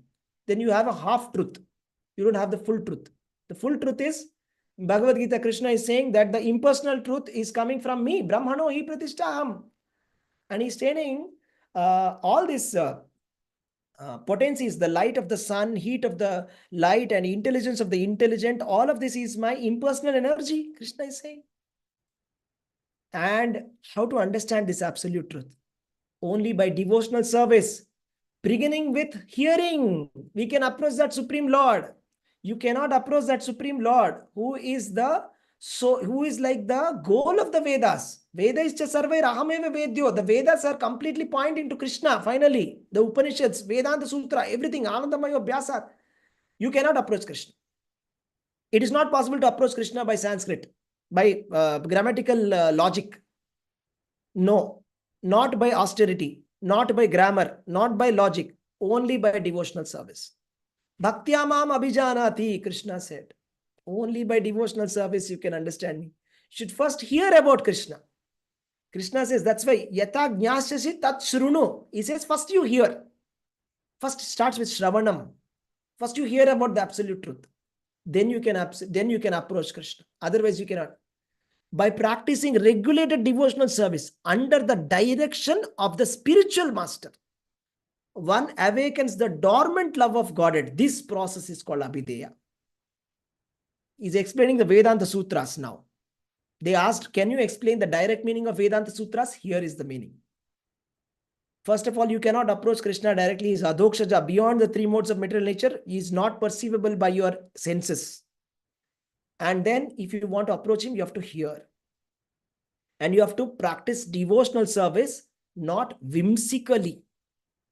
That I'll just take some book, some notebook, textbook, I'll do whatever I want to do. And I'll say this is devotion. No. Under the direction of the bona fide spiritual master. Then you awaken the dormant love of Godhead. This is the process. Then, when we become attached to Krishna, attachment to everything else will go. Vasudeve Bhagavati Bhakti Yoga Prayojitaha Janayatyasu Vairagyam Jnanamadahaitukam. When we get Vairagya, we detachment from the material world, only one way, by attachment to the lotus feet of Krishna. Love of Godhead is so exalted that it is the fifth goal of human life. Panchama Purushartha. By awakening love of Godhead, we come to the Madhurya Prema. In the current life itself, we can become liberated. We can get this love of Krishna, Krishna Prema. It's possible by awakening this. And that Supreme Lord, who is greater than the greatest, becomes submissive to this very insignificant devotee because of his devotional service. Wow. Yashoda is able to feed Krishna. She is chasing Krishna. She is able to tie Krishna. Krishna is not even seen after millions of lifetimes of meditation practice by the yogis. But here Yashoda is chasing him and tying him with a rope. That is Krishna's greatness. Very insignificant devotee also can be make Krishna under their surrender completely by devotional service. That is a beautiful quality of the Lord. Reciprocation, devotional activities, we get pleasure. What do you get? What is it? What is it that you are going to get? People ask, what is it for me? What is in it for me? What am I going to get? I'm going to give everything to Krishna. Patram, Pushpam, Palam, Toyam. I give my fruits, I give my flowers. What am I getting? You're going to get transcendental mellow of devotional service. You're going to get an ocean of bliss, prema, happiness. And then you get the love of Godhead. So this is explained in the Vedanta Sutras. So Vedanta Sutra means love of Godhead, love. It's not mundane love. Love of Godhead. Krishna, prema. That is the final truth. It is love which is the final truth, not logic. It is explained in every verse of Vedanta Sutra. Raso Vaisaha. Says very clearly, Raso Vaisaha, Vedanta Sutra. He is full of mellows. Krishna is full of mellows, rasa. It's called Rasaraja, right? So he's Rasaraj. Then Prabodhananda Saraswati was like, your Vedic knowledge personified and directly Narayana himself, kindly excuse us for the offenses we have performed towards you. Earlier, what used to happen was these Mayawadi Sannyasis were criticizing Chaitanya Mahaprabhu. They were saying, what is wrong with this person? He's so deviant. He's dancing and singing. He's gone mad. What is he doing with all these fanatic people? They're sentimentalists. They don't know anything about the Vedanta Sutras. Just look at us. We are so knowledgeable. We know everything about the absolute truth. What does these sentimental people know who are dancing on the streets? Is this called the Jnana? Let him come to us and we will teach. I said, I'm so sorry. We're so sorry. We have done a mistake. We have done an offense by thinking like that. Okay. So that's like the culmination. So that's the end of it, devotees. So I hope you understood it. It was a little heavy philosophy. I don't know how much of you got it and how much you didn't. If you have any questions, you can ask me. Okay. So this is the summary of the whole thing. It's a very interesting subject, that the Vedanta Sutras or the ultimate truth of the Vedas, don't think it is something else. Maybe they will say something interesting. Sometimes people say, there is something people want something interesting. Right? For example, there was one person who went to a spiritual master sat in front of the master and said, now master is going to say something interesting, something else. The master is like just sitting for the whole 1 hour, not speaking anything. And he said, finally, I spoke something from silence. That is my message. Then everybody's clapping. Wow, wow. Nothing like that. Okay, this is all just entertainment and trash. Okay. The final truth, the final book of knowledge is, there is no book claps. This is all stupidity. Okay. Here is the final thing. Vedanta Sutras, direct explanation, Chaitanya Mahaprabhu explained. Krishna is the supreme absolute truth. And he is in the heart of every living entity. And he is the dearmost person for everybody. And the topmost objective for us is to serve Krishna. And if we can realize this truth and start serving Krishna, then we start to experience happiness. That is the key for mitigating all the miseries of life. This is the only secret of Srimad Bhagavatam. This is the secret of the Vedas. That's it. We just have to realize it. Okay, and we have to start serving Krishna. Then what happens? Kritakrityascha Bharata, 15th chapter, last verse. Krishna says, Yomam evam asammudo janati purushottamam. So anybody who understands that I am Purushottama, sasa sarvavid bhajati mam. That person is known everything. Sa sarvavid, he is the knower of everything. Sarva bhavena bharata, bhajati mam. He will start worshipping me. Sarva bhavena bharata. With all our heart, that devotee will start serving me. This is the most confidential knowledge of the mankind. Okay, the Vedas. Hare Krishna. Thank you, devotees. Any questions? Any comments? How was it? Was it too fast, slow? What was it like? I just want to hear something from you. Hare Krishna. Hare Yes. Krishna, Prabhuji. Any Hare questions? Yeah. Krishna. Yeah. I have no doubt actually. Okay.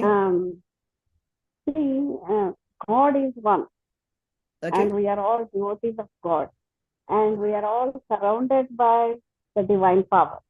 Some may see in divine power Krishna, some may see Shankara, some may see Acha. Shakti, but the devotional service is very important. Why to distinguish between the philosophies and the religion? Yes. The Got it. I got your. the I got a devotional. question. I got a question. I'll tell you the answer. I'll tell you the answer. Okay. Okay, the question you're asking is, why are you distinguishing between the philosophy when worship is one? Why don't I just worship? It's my heart. My heart, I have worship. Let me worship Yes. the heart. My heart is like very pure. Okay. So I'll explain you with one verse of Bhagavad Gita. Krishna says, Yanti Deva Vratan Devan. Okay. Deva. Let us put this worship. Deva. Yanti Deva Vratan Devan. There are some people who worship the Devatas. Pitrun Yanti Pitruvrataha.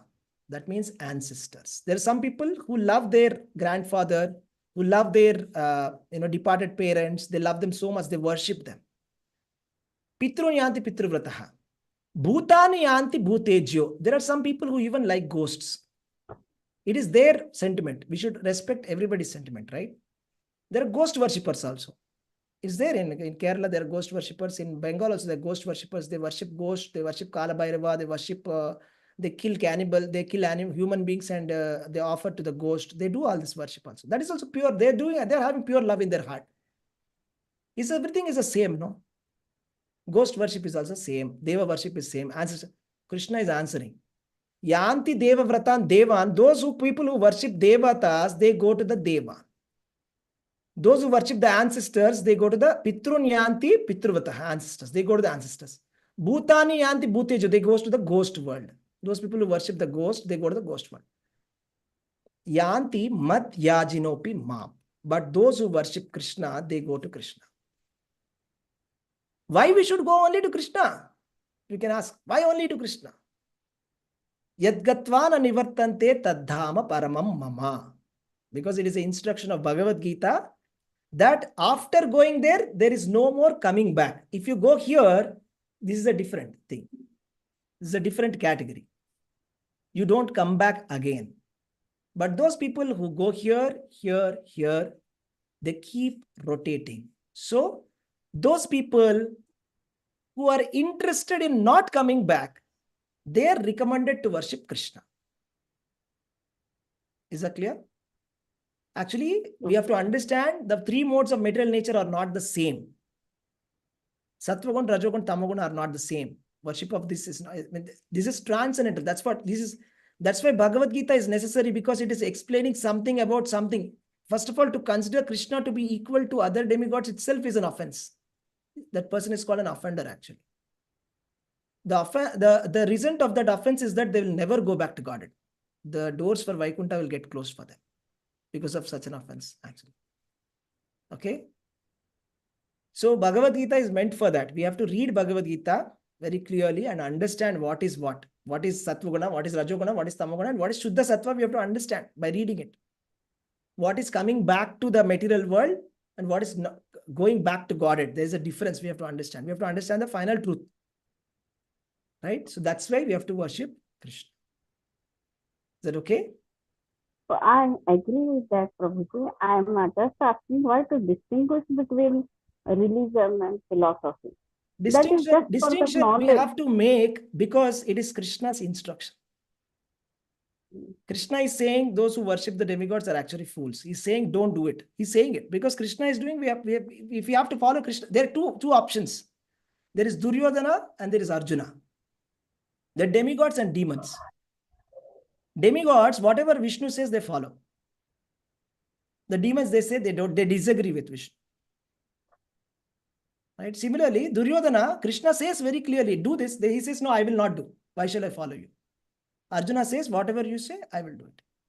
So it's up to us which category we want to be.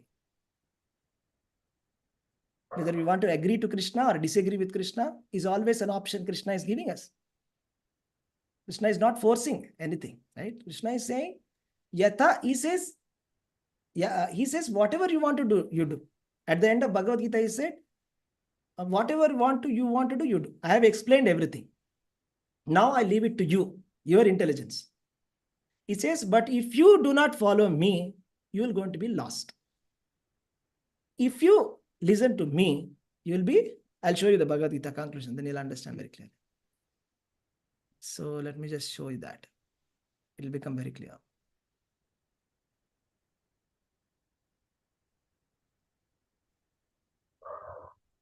Okay, so here is Bhagavad Gita.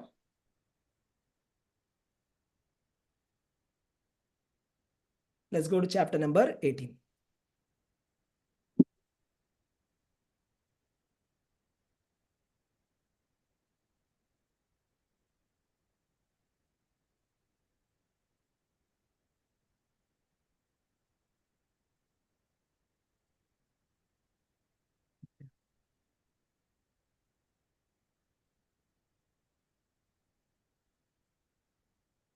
Yeah.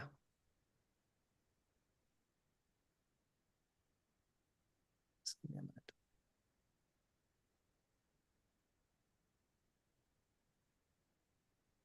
Yeah. Okay. So let's go to the 18th chapter conclusion. Let's see what Krishna is saying. Okay. Let's go to the verse number 66. 18.66. Skip that. Yeah. Abandon all varieties of religion and just surrender unto me. I shall deliver you from all sinful reactions. Do not fear. Okay. Let us see something more. He says, let's see this.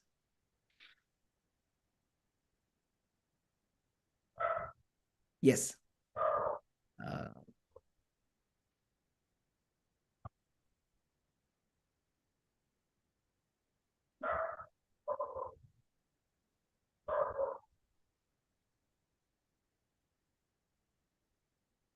Yeah. He says, thus I have explained to you knowledge still more confidential. Deliberate on this fully and do whatever you wish to do. So Krishna is never forcing. He's saying, iti te jnanam akyatam gukhyat gukhyataram maya vimrushyaita dasheshena yatechasi tata kuru. We are free to do whatever we want to do. After Krishna's knowledge, after saying so much also, if Arjuna does not listen, it is left to him. He's telling, I am telling you the best of the knowledge. Right? And the one who listens with faith, he becomes completely liberated. But now here he says, see this. See, there are some people who are envious. We should not become envious of Krishna. If we become envious of Krishna, then we'll be finished. Because see here, it is saying, here, this is the one I was saying. Machchitta sarva durgani matprasada tarishyasi. Ata chetvam ahankara nashrosyasi vinangshasi. Because of ahankara, we become actually rebellious of Krishna. Because of ahankara, we say, why Krishna? That is our disease actually. That is the reason, the main disease only is that. Why we are actually born is because we say, why Krishna? Why only Krishna? If you become conscious of me, you will pass over all obstacles of conditioned life. If, however, you do not work in such consciousness but act through false ego, why I should listen to you? I have my own thought process. I will not listen. Out of false ego, ahankarat, if you think that I'm very great, nashrosasi vinangshasi, finished. You'll be lost. That is the warning that Krishna is giving to Arjuna. And now he's also saying, it is only because of illusion we actually reject Krishna. Svabhavajena kaunteya nibaddha svena karmana kartum nechasi yan mohat karishyasi avashopita. Under illusion, you are now declining to act under my direction. Krishna's direction is sarva dharman parityajya mamekam sharanam vraja. He says, completely take my shelter. Completely reject everything, he says. He's saying, because of illusion only we reject Krishna. So if we reject Krishna, then there is no use of it. Okay? Any other questions? Devotees? Yes, Prabhuji. Hare Krishna, Prabhuji. Yes, ma'am. Prabhuji, from the perspective of the current society, yes. How should we consider now, other than the Vaishnavas, the rest of the religious communities are all considered as Mayawadi followers? How to identify them? Yeah, that's a good question. That's a very genuine question. The thing is, see, as long as we understand that, see, the other religions, they do not speculate. When they say that God is one, they don't say this is the form of the God, do they? No. They don't say that this is the form. They don't say this is the name.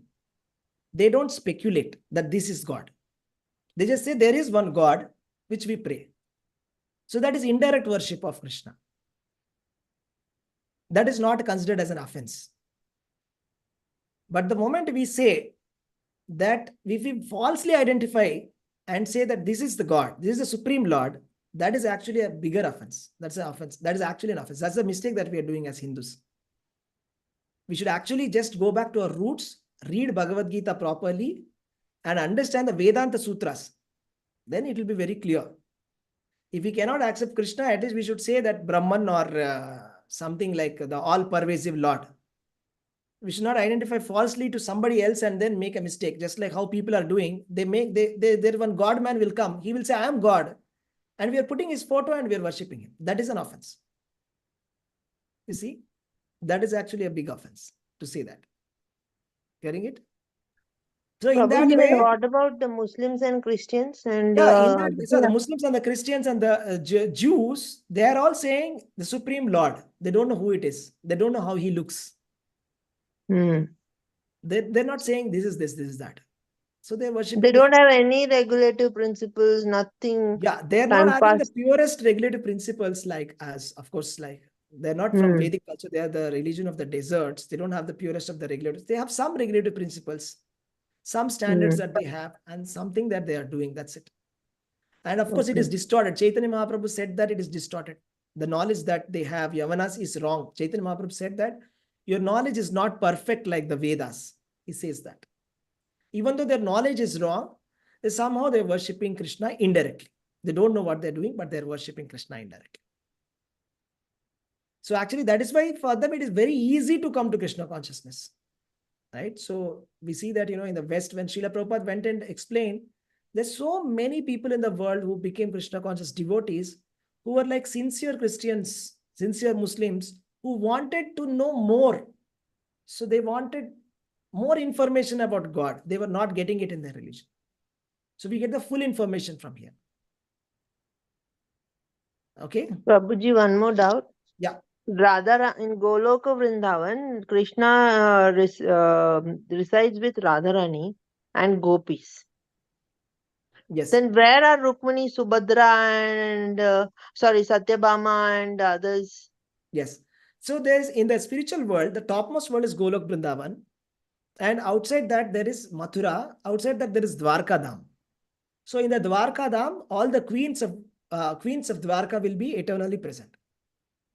Okay. And then what about Subhadra?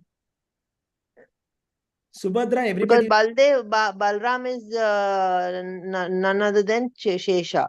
Yes. Balram also will be present he'll be present in every spiritual world. Balram will be present. Subhadra also will be present because she's the spiritual energy of the Lord. Subhadra is sister, no, Prabhuji? She's sister, but she's spiritual energy of Lord. She's Yoga Maya potency. Yeah. She's sister. Correct. Understood. She's Yoga Maya. Thank you so much, Prabhuji. Welcome. Hare Krishna. Any other? Thank you very much. Prabhuji, sorry. No Sorry, problem. I think there's still not clarity about, what I asked. See, you said the Tattvamasi is like, I'm the matter, right? That's the meaning of Tattvamasi Tattvamasi. means, if you take a direct meaning of Tattvamasi, it means that you are that. You are that supreme. Right. You are that supreme. That's like the direct explanation. I mean, that is an interpretation. That is a popular interpretation, I would say. Right. Yeah, because I do see that, phrase, written in some of the temples, like Ayappa temple, in front of the, what is that pillar? It is written. So now, Yes, apart from you are the Supreme Lord, you are Krishna. right. So apart from Vaishnavas, like all the Shaivites, all are considered as Mayavadis, right? Because now the monists are the one who do not agree that there is the personal form. Generally, yes. Right. Anybody who rejects Krishna is actually considered to be a fallen person. Simple. That's the Krishna's definition. Krishna says that Name duskritino muda prapadyante naradama mayayapahrita jnana asurim bhavam ashrita. The four classes of people who reject Krishna, they are considered to be fools, or very lowest of the mankind, and those whose intelligence is stolen by the material energy, and asurim, or the demoniac people. The four kind of people reject Krishna. So anybody who does not accept Krishna as a Supreme Lord is actually a fallen person. Okay. Now, the general people, they just get carried away by various religious communities, Prabhuji. So, it's right. That's right. That's right. I mean, I would say that I am also one of the general public. I am not a great person. I am one of them. But Om Ajnana Tivirandasya Jnananjana Shalakaya. okay. I was in Ajnana. I was in darkness. Then the spiritual master opened my eyes with Jnananjana, with the knowledge he opened the eyes. Otherwise, even I was one of the followers who was thinking that I am the Supreme Lord. I was following that. I was just thinking that I am the Supreme Lord. I am one of the fallen persons.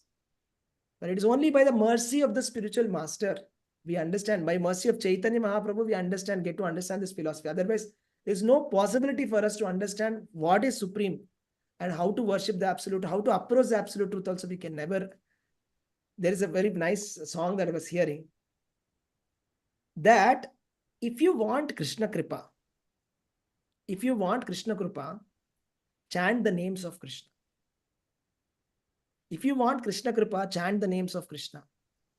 And when you have started chanting the names of Krishna, understand that you have got the Kripa of Krishna. When you have started chanting the names of Krishna, just understand that you have got the Kripa of Krishna. Right. So that is Krishna Kripa. Krishna Kripa is chanting his names. Accepting him as the Supreme is the Krishna Kripa. Rejecting is the most misfortune. That's it. That is the most misfortune.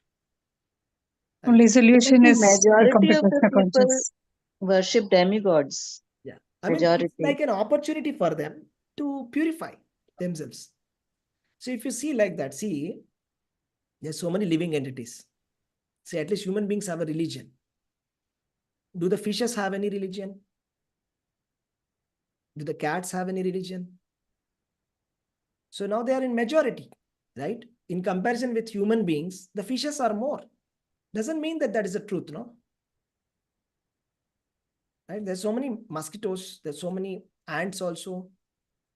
Many, many more times than human beings. They don't have any religion. They have no philosophy. Doesn't mean that their philosophy is right philosophy, right? So this is like a very special, it's a knowledge for chosen people. That's it. Krishna says he selects those people who get this knowledge. Manushyanam sahasreshu kaschit yatati siddhaye yatatam api siddhanam kaschit mam veti tatvata. Means out of millions and billions of people, only one person is trying to understand about absolute truth. And among such millions of people who are liberated, yatatam api siddhanam kaschin mam veti tatvata. Hardly one knows Krishna. Krishna is not a very cheap thing that anybody can understand Krishna. Yes. You have to search for Krishna. Pantastu koti satasambhrama. It said this. I'll show you something very interesting. Okay. I'm working on a project. Okay. This is just maybe a special preview for you people. I'm just working on one project. I'll just show you. How many of you want to see this? Type me in the chat. I want to show you something very interesting. So I'll just show you something. I'll give you a quick glimpse of it. I've not released it in the public yet. Right. So this is like a very special project that I'm working on. That's Brahma Samhita. It's like a quick preview. I'm going to delete this from the live afterwards because I've not made this public yet. I don't want anybody to get this yet. So I'll show you what is Krishna. Who is Krishna? To understand, it's not ordinary to understand Krishna. I'm going to show you that. Okay. So in that is beautifully shown in pictures. Okay, I'm going to delete this from the live stream very soon. All right. So how Krishna is like, there's so many people who are trying to understand about Krishna, but they're not able to understand Krishna. You just stay with me. I'm going to explain. Okay, Brahma Samhita. We've stayed this long. That's and maybe just 5 more minutes, and let me just show you this. It's going to be very interesting. Okay. So, thing is, yeah, here we got it. Got it. Let me show you. We're working on this project, and it's definitely very interesting. Yeah, here we go. Wonderful. Awesome. I'm going to delete this. Okay. Just for you people, special preview. Okay. Behold the opulence of Krishna. So we have so many doubts, right? So who is Krishna? What is Krishna? Brahma Samhita answers that. Okay. Right. Let's see that. So let's bring it on very quickly.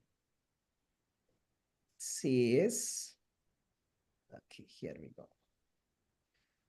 Yeah. You see, the Jnanis, they are meditating on the impersonal Brahman. Right? The Jnanis are meditating on the impersonal Brahman. And that impersonal Brahman is the light coming from Krishna. They don't know that. They are indirectly worshipping Krishna. Are you able to see that they are indirectly worshipping Krishna? Yes, Prabhuji. Yes, Prabhuji. Behind They're the saying Brahma Jyoti is the topmost and they're worshipping it. They're indirectly worshipping Krishna because it's a light that is coming from Krishna, that Brahma Jyoti. There's worshippers of Durga Devi. They're worshipping Krishna indirectly. Why? Krishna said in Brahma Samhita that Chayeva Yasya Bhuvanani Vibharti Durga. Durga is the Chaya Shakti, Vibrit Shakti of Krishna, is a material energy of Krishna. Do you see the shadow? The shadow potency of Krishna is Durga Devi. So if you worship the shadow, it is indirectly or worshipping, indirect worship. Are you able to understand? So everybody is worshipping Krishna indirectly. She's Maya Shakti, no, Prabhuji? Yeah, Maya Shakti. Yes, Maya Shakti. Maya Shakti. Yes. This is all coming from Brahma Samhita. Actually, Ganesh, that's now Ganesh Chaturthi finished. Ganesh is a Krishna devotee. All scriptures have given it. All the Puranas, it is given. You can check. Brahma Vaivarta Purana, Padma Purana, Skanda Purana. Ganesh is a pure devotee of Krishna. Okay, and actually it is given in Brahma Vaivarta Purana that Parvati Devi worshipped Krishna to get Ganesh as son. It's given in the scriptures. You can go ahead and see. Okay. So indirect worship of Krishna. You getting it? Indirect worship of Krishna. Right? And then these are the yogis who are having different yoga path. They are also indirectly worshipping Krishna. They're millions of years they are doing pranayama yoga system. They're able to see just the lotus nail of Krishna. That's all. After worshipping millions of years. Krishna is, all the absolute truth. All the elements, the Supreme Personality of Godhead is Krishna. But the pure devotees, they are able to see Krishna everywhere. Everywhere they are able to see Krishna. Okay. And Premanjana Churita Bhakti Vilochanena. Right. And then, yeah. And then those people who are studying the Vedas, who are doing fire sacrifice, they are indirectly worshipping Krishna. Again, indirect worship Krishna. Krishna says that in Bhagavad Gita that, Avidhi Purvakam, indirect worship. He says, worship me directly, come straight. Why come indirectly? Come straight. See, those people, that yogis, they are worshipping for millions of years and they get one just darshan of lotus nails of Krishna. Here, Krishna is so sulabha. Just you chant the holy names of Krishna, Krishna is there in front of you. You see how much is the supreme absolute truth is so easy to obtain by the devotees. Okay, I'll stop here. I don't want to reveal the whole project now. Okay, that's it. So nice, Prabhuji. Very nice. Thank you. That's right. That's your work, Prabhuji, the artwork. Not me. I got it done by art. Okay.